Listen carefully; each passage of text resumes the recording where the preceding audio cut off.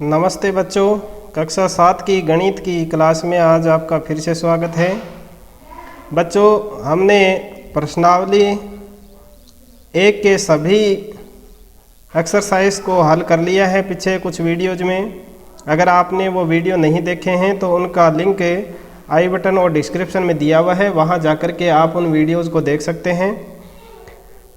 आज की क्लास में हम प्रश्नावली 2.1 के संपूर्ण सवाल है वो हल करेंगे, जिसमें पहला सवाल है आप स्क्रीन पे देख रहे हैं, हल कीजिए। और इसमें कुल 7 सवाल हैं जिनको हम एक एक करके हल करेंगे। जिसमें पहले सवाल में पहला सवाल है 2 - 3/5। अब यहाँ 2 है, उसके नीचे 1 मान लीजिए। अब 1 और 5 का अगर हम लघुत्तम समापवर्ती एलसीएम लेंगे लैसे पे तो 5 आएगा। 5 में 1 का भाग देंगे 5 आएगा, और 5 को 2 से गुणा करेंगे तो आएगा 10। माइनस 5 में 1 का भाग देंगे 5 एकम 5, और 1 को इस 3 से गुणा करेंगे तो आएगा 3। अब 10 में से 7 को घटाएंगे तो बचेगा 7, और 5 बटा में ज्यों का त्यों आ जाएगा 7/5, यह आपका आंसर। दूसरा सवाल दिया गया है 4 + 7/8। यहाँ भी 1 और 8 का अगर हम एलसीएम लेंगे तो 8 आएगा, और 1 का भाग 8 में देंगे 8 बढ़ जाएगा, और 8 को 4 से गुणा करेंगे तो 8 चौके 32, प्लस ज्यों का त्यों आ जाएगा 8 में 8 का भाग देंगे 8 आएगा, और 1 को 7 से गुणा करेंगे तो आएगा 7। अब 32 में अगर 7 को जोड़ा जाता है तो आएगा 39, और ये बटा में 8, ये आपका आंसर 39/8। अब देखिए तीसरा सवाल आप देख रहे हैं स्क्रीन के ऊपर है 3/5 + 2/7। यहाँ देखिए 5 और 7 का अगर एलसीएम लेंगे तो आएगा 7 × 5 = 35। दोनों अभाज्य संख्या हैं, इसलिए दोनों अभाज्य संख्याओं का गुणनफल ही उनका लैसे पर होता है। अब 5 का भाग सबसे पहले देंगे 35 में तो आएगा 7, और 7 को हम 3 से गुणा कर देंगे तो आ जाएगा 7 × 21, और फिर 7 का भाग 35 में देंगे तो आएगा 5। अब 5 को हम 2 से गुणा कर देंगे तो आएगा 5 दूनी 10। अब 21 में अगर 10 जोड़ दिए जाते हैं तो आता है 31/35, ये आपका आंसर है। अब देखिए चौथा सवाल यहाँ दिया गया है 9/11 - 4/15। इनका एलसीएम लेंगे तो देखिए ऐसी जो संख्याएं होती हैं उनका जो हर है वो तिरछा गुणा कर देते हैं। यहाँ देखिए जो 15 है उसको तो हम 9 से गुणा कर देंगे, और 4 है उसको 11 से गुणा करके यहाँ लिख देंगे, और इन दोनों का गुणा है वो नीचे लिख देंगे।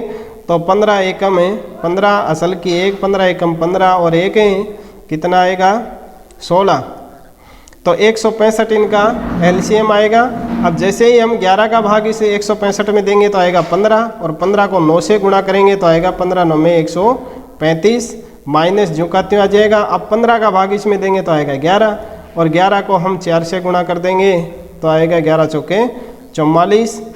अब 135 में से हम 44 को घटा देंगे, 5 में से 4 घटाएंगे 1 बचेगा, और 3 में से 4 नहीं निकलेंगे, इसलिए 13 में से हम 4 घटा देंगे तो बचेगा 9, और बटा में 165 ज्यों का त्यों आ जाएगा। अगर इनमें किसी संख्या का भाग जाता है तो और हल कर दें, अगर नहीं जाता है तो यही आंसर होगा 91/165, यानी 91/165 इसका हल होगा।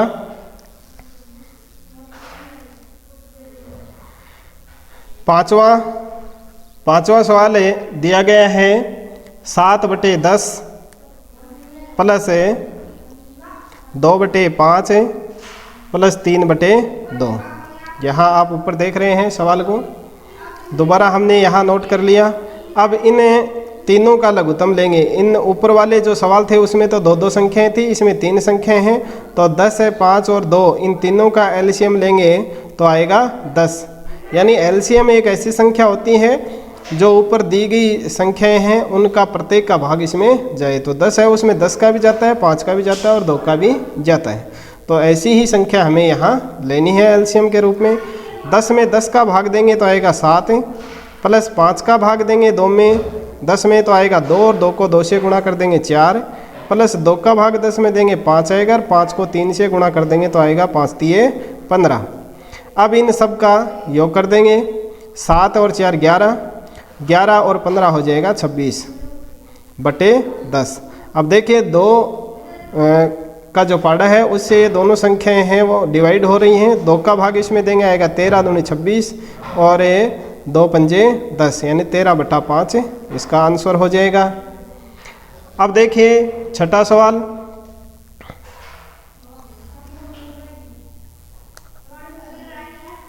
छठा सवाल दिया गया है 2 सही 2/3 प्लस 3 सही 1/2। अब ये मिश्र भिन्न है, इसको अनुचित भिन्न बनाएंगे। अनुचित भिन्न बनाने के लिए जो हर की संख्या है उसको हम साइड वाली संख्या से गुणा करेंगे। 2 को 3 से गुणा किया, 2 तिये 6 और इसमें जो बटा के ऊपर संख्या है उसको जोड़ देंगे तो आएगा 8। 2 तिये 6 और 2 8/3 प्लस 3 दूनी 6 और 1 7/2। अब देखिए 3 और 2 दोनों अभाज्य संख्या हैं, आपस में इनका गुणा ही क्या हो जाएगा, इनका एलसीएम हो जाएगा। अब 6 में देंगे 3 का भाग तो आएगा 2 और 2 को 8 से गुणा करेंगे 16, प्लस 2 का भाग 3 में 6 में देंगे 3 आएगा, और 3 को हम 7 से गुणा कर देंगे तो 7 ये 21। अब 16 और 21 को हमें जोड़ देंगे तो आएगा 6 और 1 7, 2 और 1 3 और बटा 6। ये आपका आंसर। अगर मिश्र भिन्न में आपको निकालना है तो यहाँ देखिए 6 का भाग इसे 37 में दे देंगे तो 6 छिके 36, 6 सही, और 37 में से 36 घटाएंगे 1 बचेगा, 1 बटा के ऊपर लिख देंगे, 6 नीचे लिख देंगे। तो आंसर क्या आएगा मिश्र भिन्न में 6 सही 1/6 आंसर। अगर ये आंसर आपके उत्तरमाला में दिया हुआ है तो ये सही है, और ये दिया हुआ तो ये सही है। इसी तरह से इनका भी अगर आप मिश्र भिन्न में आंसर निकालना चाहो तो बटे के नीचे वाली संख्या है उसका ऊपर में भाग देंगे, सही बार जाएगा उसको साइड में लिख देंगे, शेषफल बचेगा उसको बटा के ऊपर जिस संख्या भाग दे रहे हैं वो बटा के नीचे आ जाएगा। अब देखिए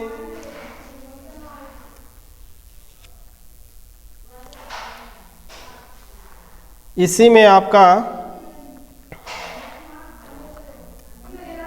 लास्ट सवाल पहले का 7वां, 8 सही 1/2 माइनस 3 सही 5/8। इनकी भी हम अनुचित भिन्न बनाएंगे। 8 दूनी 16 और 1 17/2 माइनस 8 तिये 24, 24 और 5 29/8। इन दोनों का एलसीएम लेंगे तो आएगा 8 है। 8 में 2 का भाग देंगे आएगा 4, 4 को 17 से गुणा करेंगे तो 17 दूनी 34 और 34 दूनी 68, 17 चौके 68, माइनस 8 का भाग देंगे 1 आएगा, और 1 को 29 से गुणा करेंगे 29। अब 68 है उसमें से 29 घटा देंगे, 8 में से 9 नहीं निकलता है, घटाया जा सकता है, इसलिए 1 हासिल के लेके 18 कर लेंगे। 18 में से 9 घटाएंगे तो 9 बचेगा, 1 हासिल की देते हैं 6 की जगह बच जाएगा 5, 5 में से 2 घटाएंगे तो बचेगा 3 यानी 39/8। इसका भी अगर आप मिश्र भिन्न बनाना चाहें तो 8 चौके 32, 4 सही 7/8 ये आपका आंसर हो जाएगा। दोनों में से जो भी आंसर आपके दिया हुआ है वही सही है। तो ये हो गया आपका पहला क्वेश्चन है, उसमें 7 क्वेश्चन दिए गए थे वो हो गए। आप इनको अपनी कॉपी में नोट कर लीजिए। और अब देखिए प्रश्न नंबर 2। दूसरा सवाल है निम्नलिखित को अवरोही क्रम में लिखिए। अवरोही एक होता है अवरोही क्रम और एक होता है आरोही क्रम। आरोही का मतलब होता है बढ़ते क्रम में और अवरोही का मतलब होता है घटते क्रम में। सबसे पहले हम बड़ी संख्या लेंगे, फिर छोटी संख्या लेंगे और लास्ट में सबसे छोटी संख्या आएगी। और आरोही क्रम में सबसे पहले लेंगे छोटी, उसके बाद में बढ़ते हुए क्रम में चलेंगे, वो होता है आरोही क्रम। अब देखिए ऐसी जो भिन्न संख्याएं होती हैं उनमें छोटी बड़ी की पहचान के लिए या तो हमें हर को समान कर लेना है इनमें, या फिर क्या करना है, इनके अंश को समान कर लेना है, एक संख्या को सबके समान कर लेना है। जैसे ये तीसरी संख्या 8/21 दी हुई है और इनमें 2/9 और 2/3 है। तो चलिए हम इसके अंश को है वो समान कर लेते हैं। जैसे 2/9 है, इसमें इस 2 को भी 8 बना देंगे तो 8 कब बनेगा, जब 4 से गुणा करेंगे। तो केवल इस 2 को ही 4 से गुणा नहीं करना है, इसके जो बटा में नीचे हर दिया हुआ है उसको भी हमें 4 से गुणा करना है। इसी तरह से 2/3 है, उसमें भी 2 को अगर 4 से गुणा करते हैं तो ये 4 से गुणा करेंगे तो 8 हो जाएगा, और नीचे हर को भी हम कर देंगे 4 से, यानी 4/4 से गुणा कर देंगे। और इसमें पहले से ही 8/21 है, 8 दिया हुआ है, तो इसको ज्यों का त्यों रख देंगे। अब देखिए 2 चौके 8 है और 9 चौके 36 और 2 चौके 8 है और 3 चौके 12 और ये हो गया 8/21।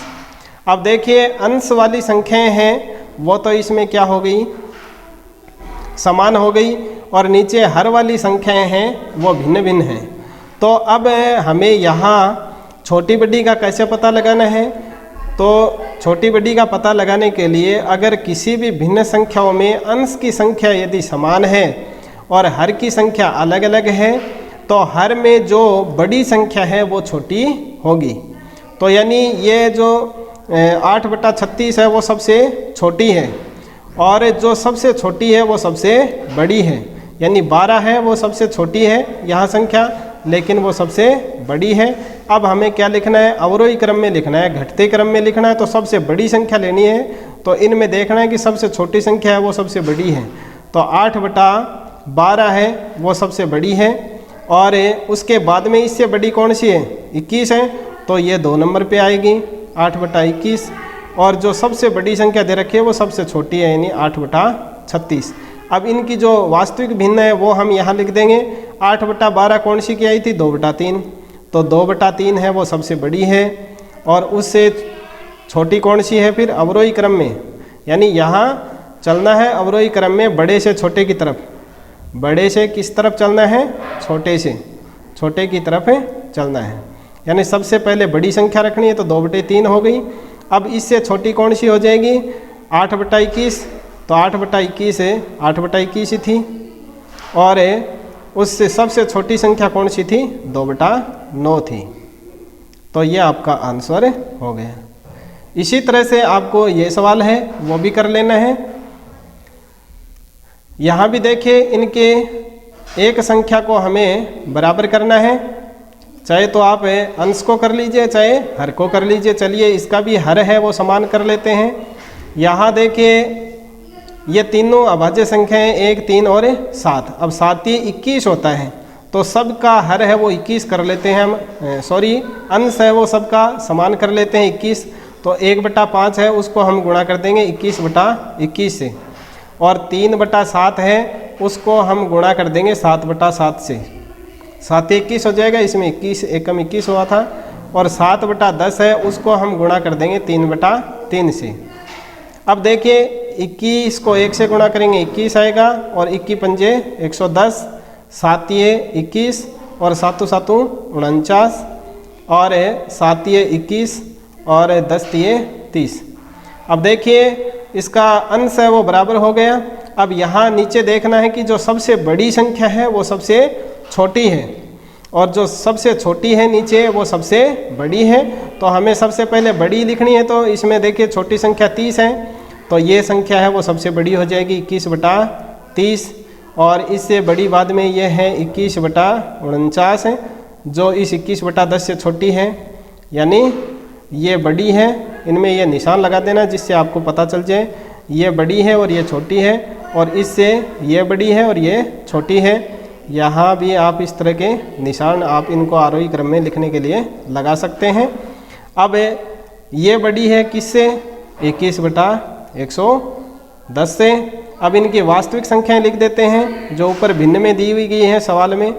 21/30 की थी 7/10, तो 7/10 सबसे बड़ी है। इससे छोटी संख्या है कौन सी,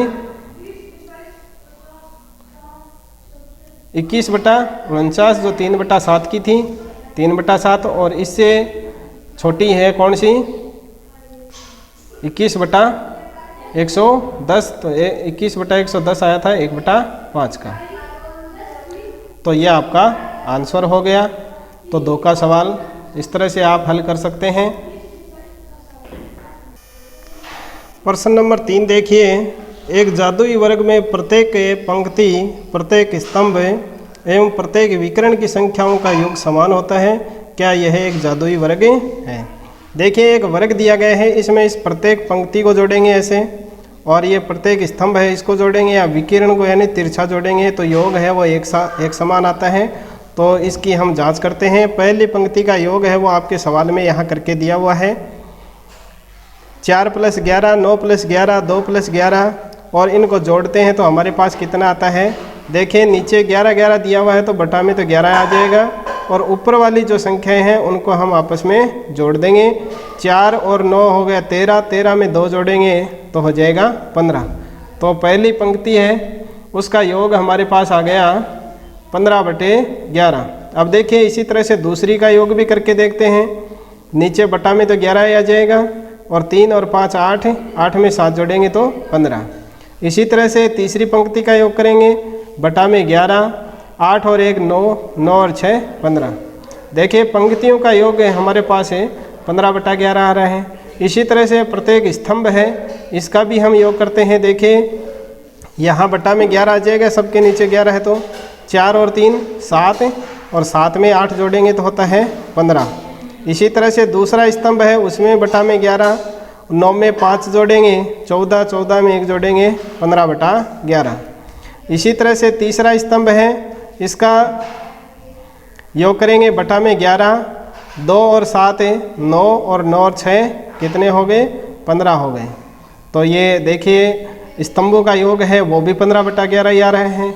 अब विकिरण है, 2 विकिरण हैं इसमें इस तरह से तिरछे, तो यहाँ देखिए इस विकिरण का योग करेंगे, बटा में तो कितना आ जाएगा 11 आ जाएगा, 8 है 8 और 5 हो गए 13, 13 में 2 जोड़ेंगे तो 15/11। अब इसी तरह से इस विकिरण का योग करके हम यहाँ लिख देते हैं, बटा में तो आ जाएगा कितना 11, और यहाँ देखिए 4 4 5 9, 9 और 6 15। तो वास्तव में ये जो वर्ग है वो जादुई वर्ग है, यही हमें ज्ञात करना था। तो यहाँ नीचे आंसर में लिख देंगे हाँ यह वर्ग एक जादुई वर्ग है। यह आपका दूसरा क्वेश्चन हो गया। चौथा प्रश्न है आप स्क्रीन पे देख रहे हैं, एक आयताकार कागज की लंबाई 12 सही 1/2 सेंटीमीटर और चौड़ाई 10 सही 2/3 सेंटीमीटर है, कागज का परिमाप ज्ञात कीजिए। देखिए कागज की लंबाई यहाँ दी गई है 12 सही 1/2 सेंटीमीटर और चौड़ाई दी गई है 10 सही 2/3 सेंटीमीटर। तो कागज का परिमाप क्या होगा, कागज का परिमाप, कागज है वो कैसा है आयताकार है, तो आयत का परिमाप ज्ञात करने का सूत्र होता है 2 गुणा कोष्ठक लंबाई प्लस चौड़ाई। अब यह जो लंबाई और चौड़ाई दी गई है इसको हम इस सूत्र में फिट कर देंगे। तो 2 गुणा लंबाई यहाँ दी गई है 12 सही 1/2 प्लस चौड़ाई दी गई है 10 सही 2/3। अब ये जो मिश्र भिन्न है इसको अनुचित भिन्न में बदल देंगे, तो होगा 12 दूनी 24 और 1 25/2 प्लस 10 30, 30 और 2 32/3।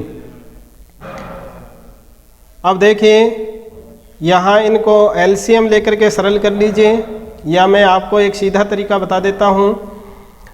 बटा में तो आप इन दोनों का गुणा करके लिख दीजिए 2 3 6, और ऊपर जो 25 है उसको 3 से गुणा कर दिए 25 75, और 32 है उसको 2 से गुणा कर दिए 32 दूनी 64। अब 2 गुणा ये 75 है और 64 है, उसको जोड़ दीजिए। 5 में 4 जोड़ेंगे 9 और 6 और 7 हो गए 13 बट्टा में 6। इसके नीचे 1 मान लीजिए। 2 का भाग इसे 6 में देंगे तो आएगा 3। और अब बच गया हमारे पास 139 बटे 3। अब 3 का भाग 13 में देंगे तो 3 चौके 12, 1 बच गया और 19 होंगे। 19 में 3 का भाग जाएगा नहीं, तो आपका आंसर है वो कितना आ गया 139 बटे 3। इसको हमें मिश्र भिन्न में बदल देंगे तो 3 का भाग इसमें देंगे तो आएगा 3 चौके 12 और बच गए 19 से 36 18 फल 1 और बटे 3। 46 सही 1 बटे 3 आंसर। यहाँ लिख देता हूँ मैं 46 सही 1 बटा 3 आपके पास आंसर बचेगा। तो कागज़ का परिमाप होगा, यहाँ नीचे लिख दीजिए आप। अतः है कागज़ का परिमाप होगा बराबर 46 सही 1 बटा 3 सेंटीमीटर, ये आंसर। अब देखिए 5वां सवाल है, उसमें एक आकृति दी गई है। तो दी हुई आकृति में त्रिभुज ए बी ई, ये एक त्रिभुज हो गया ए बी ई, और चतुर्भुज है बी सी डी ई, ये है एक आयत। इन दोनों का हमें परिमाप ज्ञात करना है और अलग अलग परिमाप ज्ञात करके और बाद में यह भी ज्ञात करना है कि त्रिभुज का परिमाप है वो ज़्यादा है या फिर आयत का परिमाप ज़्यादा है। तो देखिए सबसे पहले हमें त्रिभुज का परिमाप ज्ञात कर लेते हैं। त्रिभुज ए बी ई का परिमाप होता है चारों तरफ की लंबाई का योग। तो यहाँ त्रिभुज की तीनों भुजाएं ए बी बी ई और ए सी, तो इनका योग हम कर लेते हैं A B plus B E plus E A.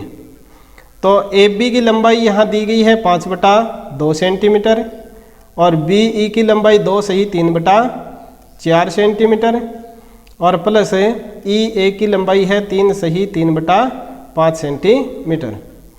5/2 plus 4 दूनी 8, 8 और 3 11/4 प्लस 3 पंजे 15, 15 और 3 कितने हो गए 18/5।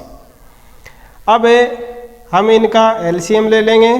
तो एलसीएम देखिए इसका आएगा 4 पंजे 20, 20 में सभी संख्याओं का भाग जा रहा है, 2 का भी 4 का भी और 5 का भी। एलसीएम आ गया 20, 20 में देंगे 2 का भाग तो आएगा 10। अब 10 को 5 से गुणा करेंगे तो आएगा 50 प्लस 4 का भाग देंगे आएगा 5, 5 को 11 से गुणा करेंगे 11 पंजे 55 और 5 का भाग 20 में देंगे तो आएगा 4 और 4 को 18 से गुणा करेंगे तो 18 चौके 72।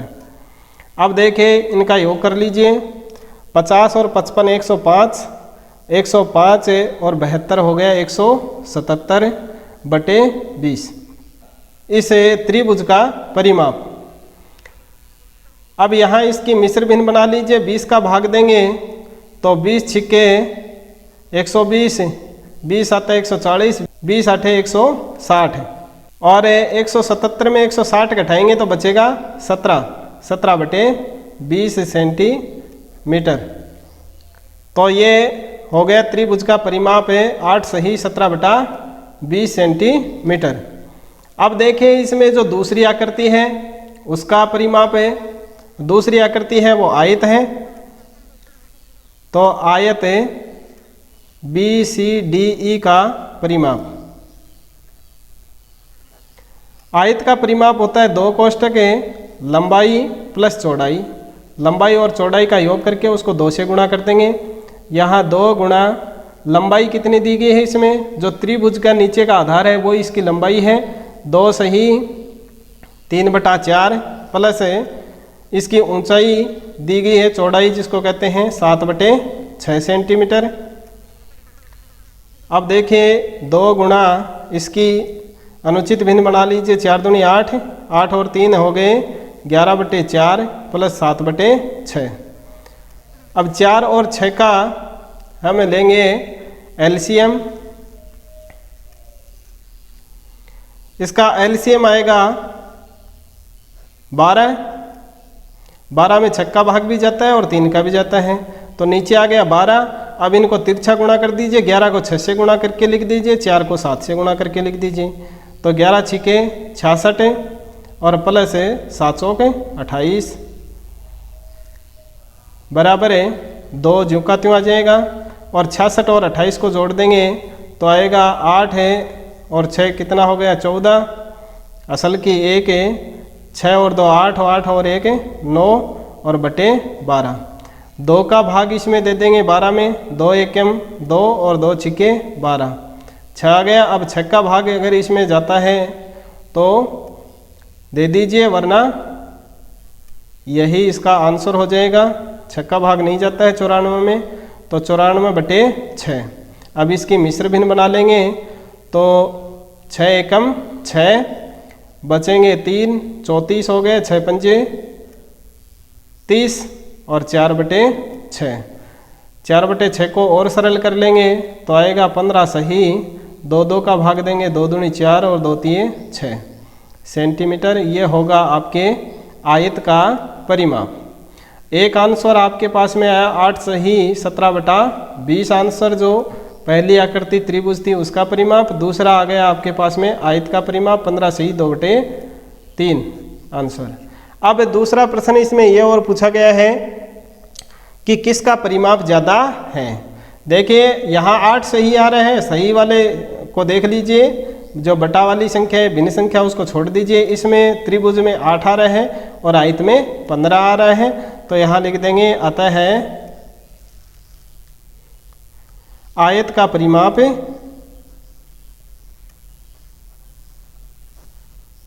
अधिक है या आयत का परिमाप ज़्यादा है, यह आपका आंसर।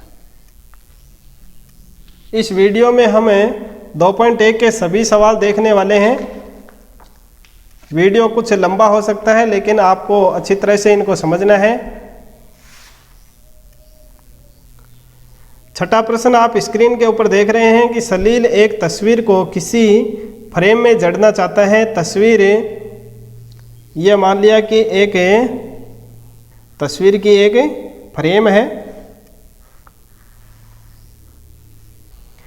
ये देखिए एक चौखट है और इस चौखट की जो चौड़ाई है, ये चौड़ाई है वो है 7 सही 3/5। 7 सही 3/5 ये इसकी चौड़ाई है।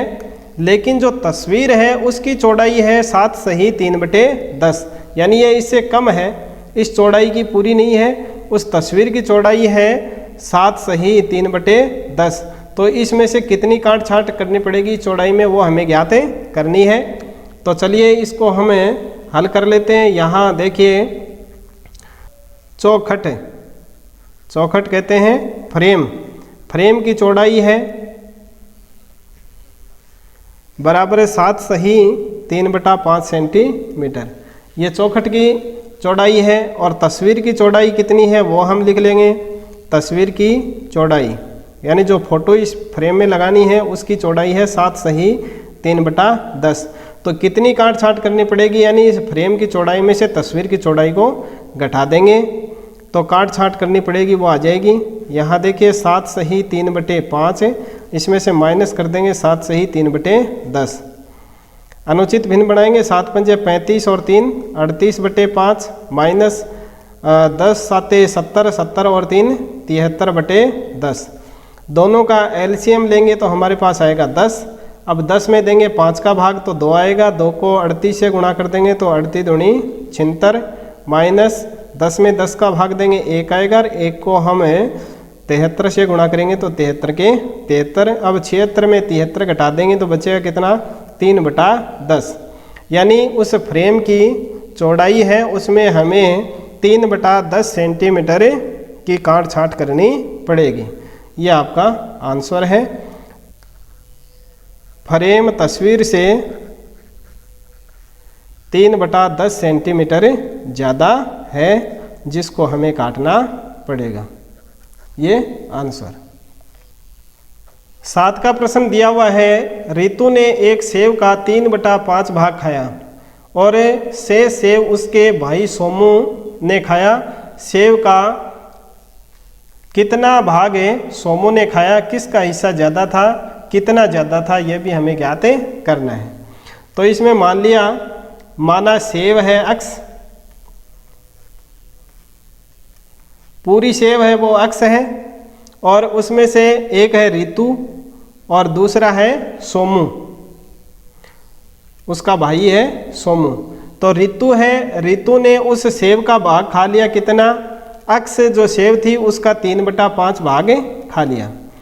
तो कितना भाग है वो शेष बचा, x का 3/5 भाग इसने खाया। तो रितु ने इस सेव का भाग खा लिया 3x/5। अब शेष भाग है वो इस सोमू ने खाया। तो शेष भाग कितना खाया, इस x में से 3x/5 को हम घटा देंगे। इसके नीचे 1 मान लीजिए, एलसीएम लेंगे 5 आएगा, 5 में 1 का भाग देंगे 5 आएगा, और x से गुणा करेंगे तो 5x - 3x बराबर आएगा 2x/5। तो यानी ये 3x/5 भाग है वो तो खाया रितु ने, और 2x/5 भाग खाया किसने, सोमू ने खाया। अब देखें नीचे दोनों के भाग में क्या है, बटा में 5 है, यानी दोनों संख्याएं क्या हैं, यहाँ हर वाली समान है। तो ऊपर जो संख्या बड़ी है वो ही बड़ी है। तो इस प्रश्न में पूछा गया है कि किसका हिस्सा ज़्यादा है, तो यहाँ बता देंगे कि रितु का हिस्सा ज़्यादा है। यानी रितु ने खाया 3/5, यानी 5 में से 3 हिस्सा खा लिया, और सोमू ने 5 में से 2 हिस्सा खाया है। तो ज़्यादा किसका हो गया, रितु का हो गया। तो रितु का हिस्सा ज़्यादा है। और कितना ज़्यादा है ये हम घटा देंगे, 3x/5 - 2x/5। अब नीचे हर समान है, इसको एक बार लिख देंगे, 3x में से 2x घटाएंगे तो 1x बच जाएगा। x/5 का मतलब हो गया 1/5 भाग, यानी 1/5 भाग ज़्यादा है। रितु का भाग 1/5 भाग ज़्यादा है। यह हो गया आपका सवाल नंबर 7। अब देखिए प्रश्न नंबर 8 जो आज की प्रश्नावली का अंतिम सवाल है। माइकल ने एक तस्वीर में रंग भरने का कार्य 7/12 घंटे में समाप्त किया। वैभव ने उसी तस्वीर में रंग भरने का कार्य 3/4 घंटे में समाप्त किया। किसने ज़्यादा समय कार्य किया, यह कितना ज़्यादा किया। देखिए माइकल ने तस्वीर में रंग भरने का कार्य किया, तस्वीर में रंग भरने का कार्य किया।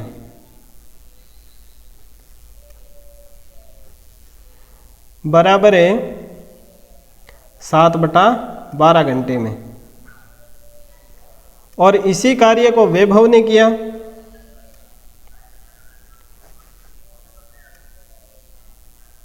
वैभव को समय लगा इसी तस्वीर में रंग भरने में, तो वैभव को लगा 3/4 घंटे।